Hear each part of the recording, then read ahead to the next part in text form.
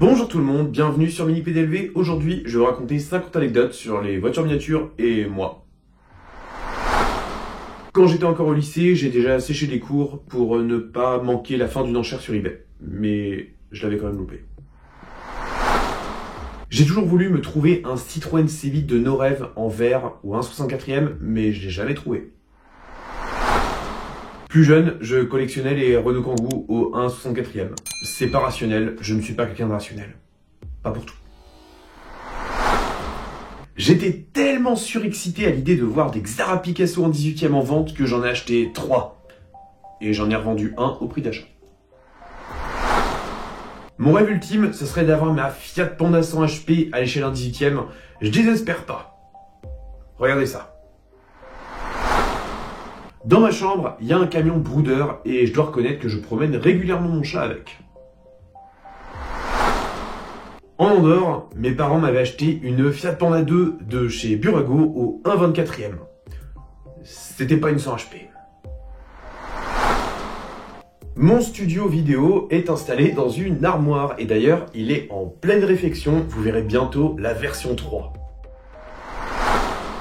J'ai déjà démonté une Bugatti Veyron Auto Art pour la refaire entièrement à mon goût.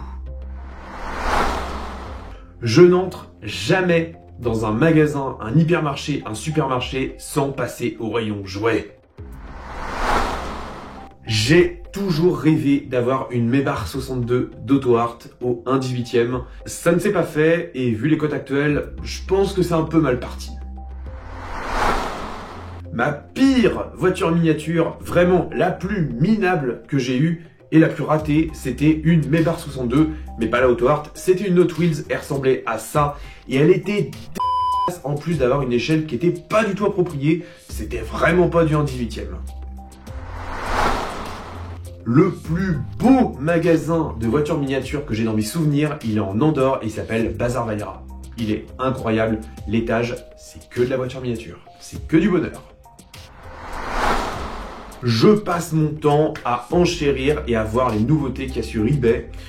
Bien souvent, je perds les enchères, mais je désespère pas d'un jour trouver la perle rare comme une Maybach 62 Auto Art. J'ai 2 jouets d'enfants sur mon bureau.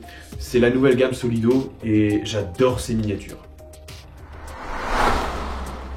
J'achète uniquement des voitures miniatures en boîte. S'il n'y a pas de boîte, ça m'intéresse pas. Il y a quand même quelques petites exceptions, mais globalement, la boîte pour moi, ça compte. J'aime autant les miniatures résine que diecast. S'il vous plaît, ne me forcez pas à faire un choix. Les spéculateurs m'énervent au plus haut point. Je ne revends quasiment jamais de miniatures. C'est ultra rare. Ma première 1/18e, c'était une Ford Focus 1 WRC de Burago, une voiture conduite par Gronholm.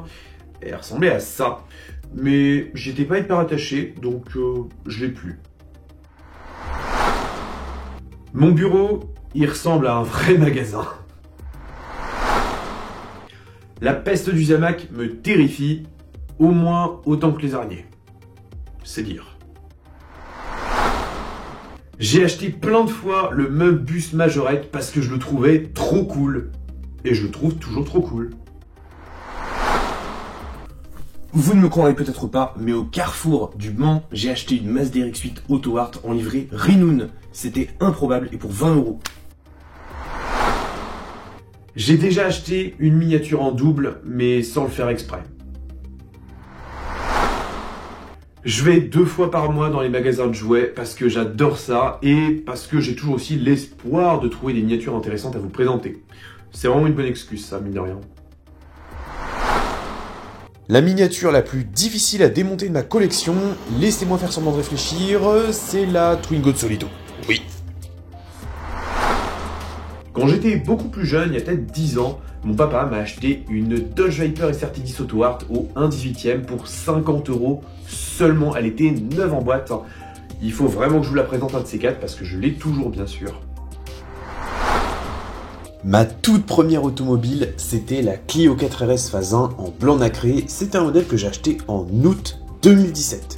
Et je l'ai toujours naturellement. Quand j'étais plus jeune, j'avais commencé une collection de Porsche Cayenne type 955 et 957 au 1/18e. Et finalement, j'ai réussi, après pas mal de milestones et de nos rêves, d'avoir la version Auto Art du Cayenne Turbo.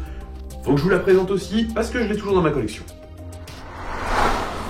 Sur pdlv.fr, j'ai négocié des codes promo exprès pour vous. C'est dans miniature, code promo, et vous avez tous les codes exclusifs que j'ai négociés pour vous. N'hésitez pas à en profiter.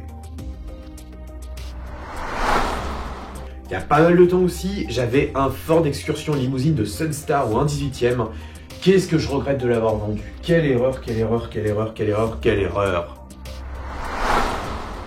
Ma plus grosse déception en miniature, c'est vraiment la 206 RC de nos rêves en blanc. J'avais plein d'attentes, mais la finition est foirée. Je le dis, j'assume, j'aime pas les voitures noires. Et c'est vrai que les voitures grises et blanches, c'est pas ma came non plus. J'aime vraiment quand il y a de la couleur. Mon site préféré pour commander les miniatures, c'était Model Car World. Malheureusement, je trouve qu'ils sont plus trop à la page aujourd'hui et c'est un petit peu dommage. Il y a 10 ans, sur un coup de tête, j'avais acheté 2 modèles avec un intérieur vraiment en cuir. Une Mercedes C63 et une CL63 AMG. 2 modèles Auto Art de la gamme Millennium. Je les ai toujours, faut que je vous les présente également. Je viens de finir de monter un set Lego et franchement, je le trouve incroyable ce bus anglais. Ma première miniature qui disposait de tous les ouvrants, c'était un Land Rover Discovery de Solido et c'était ma grand-mère qui l'avait acheté. J'ai également cette miniature là, elle arrivera sur la chaîne, un de ces 4. Les plans fixes des vidéos sont filmés à l'aide d'une GoPro Hero 9 et les plans mobiles à l'aide d'un smartphone Samsung Galaxy S21 Ultra. Mini PDLV, c'est pas juste une chaîne YouTube, il y a également un site internet où je traite de toute actualité. Vous avez une fiche juste là. Ça va peut-être en décevoir certains, mais je n'aime pas l'échelle 1/24e. J'ai bien quelques modèles, mais c'est vraiment pas une échelle que je voudrais pour avoir des voitures. Oui, j'ai un mini aspirateur spécialement pour mon studio vidéo, et même s'il est bruyant, je l'aime quand même bien. Faire la poussière sur mes miniatures, c'est vraiment pas quelque chose qui me plaît non plus. Donc la plupart du temps, elles sont soit en vitrine, soit en boîte, mais elles sont jamais exposées à la poussière. Comme ça, pas de poussière, pas de problème. Pour démonter mes miniatures, j'utilise toujours des sets de petits tournevis. Mais parfois, j'ai un peu la flemme, donc j'utilise ma visseuse. Je fais très attention, j'y vais doucement, vous inquiétez pas, promis. Je n'ai jamais fait une collection presse en entier, pourtant c'est pas l'envie qui en manque parce qu'il y a quand même de sacrées belles collections. Quand j'étais plus jeune, je commandais également mes miniatures sur Model Car Corner, un site qui n'existe plus du tout. J'immatricule systématiquement mes miniatures au moment où je les reçois ou au moment de la sortie du modèle. C'est limite un toc, mais franchement j'adore, ça apporte la petite touche de réalisme qui me plaît bien. J'ai arrêté de compter mon nombre de miniatures parce que ça devenait vraiment trop important. Les miniatures avec rétroviseur cassé, ça c'est quelque chose que je ne peux pas, ça m'énerve également au plus haut point. Quand j'ai une miniature, j'aime vraiment en prendre le plus grand soin possible, qu'elle soit complète, qu'elle soit parfaite. Je suis un peu maniaque. Ce top 50 est maintenant terminé, j'espère qu'il vous aura plu, n'hésitez pas à me dire en commentaire vos anecdotes sur votre rapport aux miniatures, j'espère en tout cas que ça vous aura plu. Moi je vous dis à très bientôt, prenez soin de vous et de vos familles, conduisez pas comme des pirates, surtout en ville, et bye bye.